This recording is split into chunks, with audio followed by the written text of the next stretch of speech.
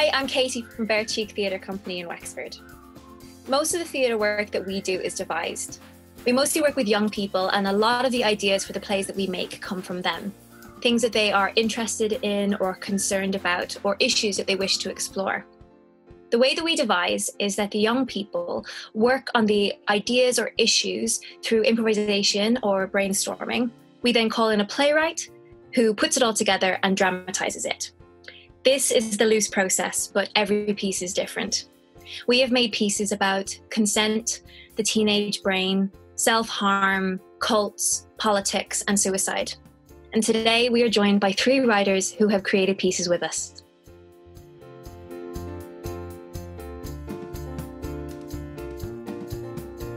Back in 2008, we made the site-specific promenade piece about education called Good Kids Drink Milk. This was set in a real school during the October school holidays, and the audience travelled around the school with 2 actors playing prefects who brought them to different locations where the action took place. This was written by our first guest today, Shaun Dunne. So what were the challenges with making Good Kids Drink Milk? I suppose when I was making that show, I was very early in my practice, so it was my first time working with a big ensemble. So that has its challenges because you're trying to kind of find something that can suit everybody and something that will facilitate the entire group as one. Also, I was inheriting a concept from the group. They developed the idea already with Tony. So I was kind of catching up a little bit. So they were the kind of primary challenges at first, I suppose, the scale of the project and also just getting to grips with what they were interested in and what they were thinking about, and then trying to find a way to kind of bring some of me to that and to make it as exciting as possible for both myself and themselves. And how would you say your practice has changed since then? I think I probably lean on my fellow collaborators a little bit more. So normally when I'm making something with an ensemble or any production that I'm working on, I try to start every process with something that I call a talent show, which basically means everybody shows me their skill or something that they love to do, whether that's singing or dancing or playing an instrument. And I try to organise the project around all the different abilities that I have at the table, and I think that's probably something back then that I didn't necessarily have the foresight to do. I mean, Good Kids Drink Milk was such a big project, and there were so many different rooms and there were so many different things that could have happened in the space, and I don't necessarily think my writing always connected to the capacity that was at play. But I try to make sure that that's happening, you know, now with experience. I try to make sure that I keep that to the forefront of what I do. Great. And what are the unique challenges in working with young people? I suppose the unique challenges are things like time. So time is different. You know, like if you're working with a group of young people over 6 months, their life will change radically in 6 months. Particularly if they're younger kids, they'll grow up. They might shoot up, their voices might change. So the play and the work that you're making has to be flexible. But, you know, and as well, time in terms of the time that they can spend working on the project, that's a challenge. But for me, I started out working with young people. I work with young people today. I'm consistently working with young people. I probably find working with adults more challenging. Good to know. What are you currently working on? So I'm actually talking to you from the Arc now in Temple Bar, which is a cultural centre for young people. And we are making a swiftly developed response piece to the pandemic of 2020 called What Did I Miss? So I'm working with 2 performers, Naomi and Jade. Naomi actually was part of a access program that I run in the Arc, and she's kind of graduated up through the ranks and she's in the play now. So I'm rehearsing that today in the Arc, and it's about graduation and rites of passage, but I suppose the kind of disruption to those rites of passage with COVID in 2020. Awesome. And you've been recently doing some film work as well, is that right? Yeah, and a lot of that work actually came through the Arc as well. So I've developed a couple of intergenerational film projects with the Ringsend community, with Gaelscoil, Clostrua and Parnell Square 2. And those films kind of feature both young and older casts. And it's very much about time and the conversation between the older participants and the younger participants. And that work is touring the festivals at the moment, the film festivals, but also The First Was a Boy is on the RTE player at the moment, so people can watch that. Nice. It must be nice to get to bring the older people and younger people together now, especially with everything that's going on. Yeah, for sure. Like, it's very meaningful, and it's very, like I was kind of saying at the top of the conversation, there's a whole load of skills and abilities and a broad range of influences that come with that intergenerational mix. So it's really exciting to be working on projects like that, for sure. And it's something that I hope to keep doing over the next year. Awesome. I've run out of questions. That's good. Thanks, Shaun. Thanks for having me. Our next guest is Noon Ababakar. Noon is a member of our youth theatre, and she wrote a piece that was due to be presented at the Black Lives Matter protest in Wexford. The protest was deferred, so she made a video of it. This was picked up by Culture Night and Wexford Arts Centre, professionally reshot and presented on Culture Night in Wexford. My name is Noon. I'm 17 and I'm black. There's a part of me that can never feel confident within myself because I am not white. I've been absorbing racist videos, racist people, racist comments, racist media, racist stereotypes, and racism for the past 17 years. Although not what you would call a traditional play, Does My Life Matter is a solo autobiographical piece about growing up in Ireland, devised and written by Noon, who is here with us. Hi, Noon. Hiya. Hi. So what prompted you to write Does My Life Matter? I feel like I've always kind of known my thoughts about this subject and this topic, but I just never really had the opportunity to say them in a way that like wouldn't make me uncomfortable, or like might have me perceived in a certain way. And I felt like a lot of people only knew about racism as like this concept, like something that could happen, and not like everything that goes along with it, like all of the little subtitles and subheadings that go along with it. And I just wanted to like make people aware that it's not just like a once-off event, like it's something that follows you throughout your life. Absolutely. And with that, did you hope to reach a specific audience with the piece? And then were you surprised with how far it did go after that? Yeah, I definitely, like, obviously we live in Ireland, it's like it's a white majority, so obviously like I did want to reach those people and the people that like might not particularly know that much about racism and stuff like that. And that's why I went into like such deep detail onto like how every like individual thing affected me. And I was honestly so shocked at how many people like found it and like how large the audience was. Like I really didn't think that many people would. I just thought I'd post it and that would be that. But yeah, it was really surprising. And I feel like if I had known that so many people were going to see that and have the response they did, I would have definitely been a lot more confident with posting it. That's great. And so the piece is obviously written from your own perspective, your own experiences. Could you ever imagine someone else performing it? Honestly, not really. Like, I feel like there's just, the piece starts off, my name is Noon, like that is like the catchphrase or whatever, it's repeated constantly. I feel like even if someone else were to perform it, they wouldn't really perform it in the way that it was meant to be written. Like they're my experiences and my thoughts, and like I just don't think that there even would be a point in anyone else performing it. And how did you find your experience with working with Bare Cheek, with devising work with them? Did that help you in writing Does My Life Matter? Yeah, it definitely did, because with Bare Cheek and the work that we've done there and plays and all that, we've done a lot of like work to do with the structure of the play and like exactly like what we need it to look like. And with Does My Life Matter, there's like a specific structure there as well that I had to figure out with like starting it off every time, like my name is Noon, I'm this and I'm black. And so like that help in being able to like structure a piece of work, a piece of writing definitely helped me write the speech because I knew where to go and what to do. Because you've had obviously been doing plays with them for a while now. So yeah. Structure was something that like rooted it for you, was it? Yeah. That's great. Could you ever imagine the piece having another life, like possibly as a one-person show? Would that be something you'd be interested in? I think so, because there's the piece and all of my experiences of my life up till that point when I wrote the piece, but there's still all the experiences I've had like after the piece. So I feel like putting that all together would be really interesting. Great. So kind of a part two almost, or an yeah, kind of like the aftermath, the consequences. Yeah, because it must feel like, as you said, like with it reaching so many people you didn't expect, that must have been like thrilling and also quite shocking, you know, to see that it actually did affect people. It had a direct effect.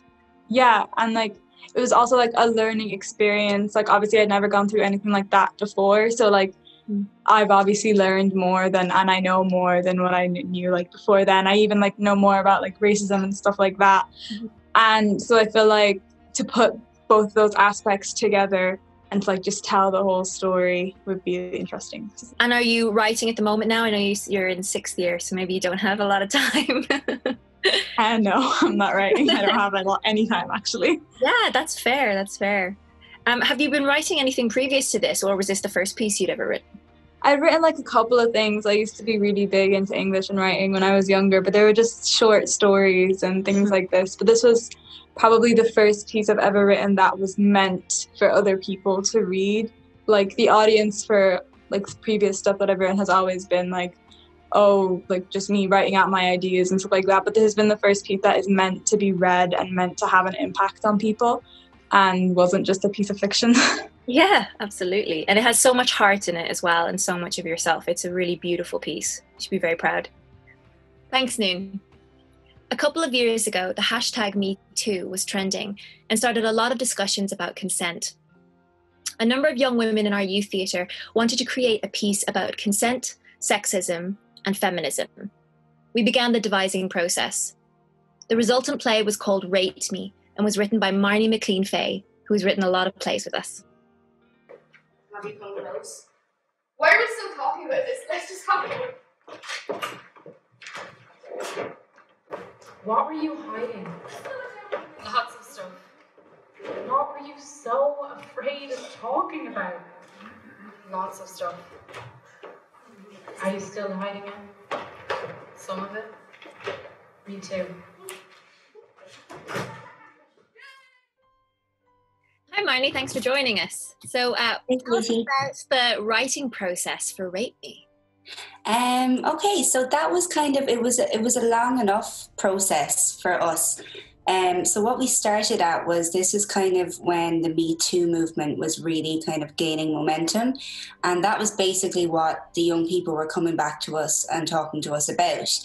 And they really wanted to hone in on that. They wanted to hone in on what was going on with Trump. Like the world just seemed to be going absolutely mad around them, but in a good way. Like things were coming out that they had been experiencing, but just hadn't had the opportunity to voice, and in the sense that the whole world was experiencing, particularly I think women, and it was kind of coming out that, okay, we can actually talk about this. This is the elephant in the room, let's discuss it. So we kind of started with just kind of different subject matters. So we kind of start talking about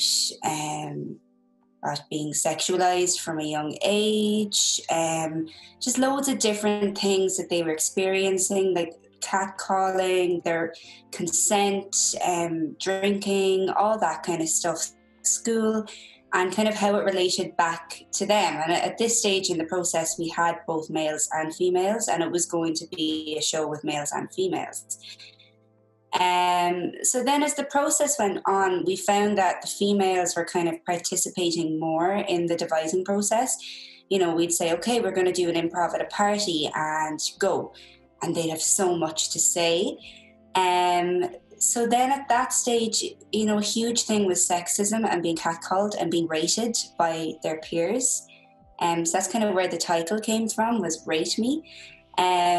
So yeah, they were kind of talking about that, and it just kind of became very apparent that this was a process mainly that the females were kind of pushing forward with. And the more we spoke about it, it kind of became apparent that maybe some of the males were engaging in some sexist behaviour. So that kind of put a bit of a spanner in the works for me as a writer, and also just working in general with young people. And we kind of came to this conclusion that there was a whole different show from the male perspective and how they were being raised and what they were being taught in the world. But right now, we were going to do the kind of female perspective of this. And also it was as well to do with comfort and being comfortable to talk about things and to really get an honest show out of this. they really needed to trust the people in the room 100%, that they could be completely honest about their experiences. So it became a female show. Then we started looking at ages and like at what age, what's going on when you're 12? Like what are you kind of seeing in the world? How are you being related to? And so then I just put everything into the characters at different ages. So we had 4 characters by the end of it. You saw them age 12, age 15 and age 18. And then that's where the show came from. So that's kind of how we devised it. Wow. And is there something about the devising process that you're particularly drawn to? I think for me, it's truth. Like I love looking at social issues that are going on at the moment, that are really present in society, that you can't escape from. They're on Facebook, Instagram, everywhere. So for me, that's what I'm drawn to when I'm devising. I want to devise a space and a world where kind of truth and honesty from our world that we're in right now can really like come out and just be spoken about without any fear, without any like repercussions. So I think for me, that's what I love about devising, is just giving a space to what you need to just get out there. And do you feel like that very specific group that you were working with, like they very, very strongly informed and shaped how you devised and wrote Rapey then? Would you say you did? Hugely. Because I mean, I had, as a human being, have my own experiences of all of these things, but that was years ago. We had Bebo, and I think the truth box was the scariest thing for us. They have Snapchat was a huge thing because, that's where their rating was going on. Like I found out like you put up a picture and people rate you out of 10, and like, so that really informed me was, and they have information at their fingertips. They're seeing the way that, in this case, that women were being treated all the time in the media, the way they were being spoken about. Knowledge is power, but also can really destroy you when you realize the power that maybe you don't have. So I think that's what really informed this, was definitely them. It was their experiences. And what was really interesting was when the show went on, we had women of all ages and men as well come up and be like, I really related to that. We had people's grandmothers being like, yeah, it was no different in my day. So in that sense, then it was also really interesting that they informed it, but it was something that we all knew was going on. And what do you feel is your biggest challenge when you're collaborating? When I'm collaborating with young people, it's about trying to keep them safe and secure. Like it's not a challenge, but it definitely, there may be spaces that I would love to explore that I don't, that there has to be definite, not limitations, but, boundaries in place. And sometimes they will try and cross those boundaries and you have to protect them as well and say, you know what, maybe this is not the right time. Maybe this is not the correct space. But we did have, with that, like we had a lovely worker from the FDYS, a youth worker, come in and just say to them, look, I'm here, this is my number, this is where we are. If things get too much, you can always come and talk to me, because, sometimes, they're so eager to please as well that they might not say it, or they might be embarrassed and they might think it's not cool if they don't want to talk about something. So I think, and as well, they're not in control of their own lives a lot of the time. Like, so I'm trying to work with them to get them in the room to make sure they're comfortable. Then I have to think of the parents. Like, oh, would they like them talking about this? Is this okay? Like, so I think they're the things that come up when you're definitely collaborating with young people.